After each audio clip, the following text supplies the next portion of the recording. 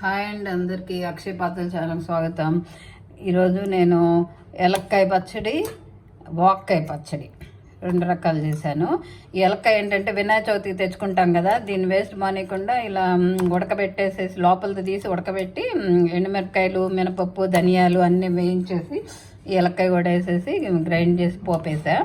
తినాలండి. ఈ వానాకాలం ఇలా పులుపు, ఇలాంటి పులుపు కూడా తినాలి, నిమ్మకాయ కాకుండా. వినాయక చవితి కంపల్సరీ తెచ్చుకుంటాం కాబట్టి ఇలా తినొచ్చు. ఇదేంటంటే వాక్కాయలు కూడా మా ఫ్రెండ్ ఇచ్చారు. వాక్కాయలు, ఈ వాక్కాయలు కూడా మనం తినే ఫుడ్ అంతా ఎరువులు అయ్యేసి పండించిన ఫుడ్ ఉంటుంది కదా, దానికోసం మనం ఆ విరుగుడికి సంవత్సరానికి ఒకసారన్నా తినాలి.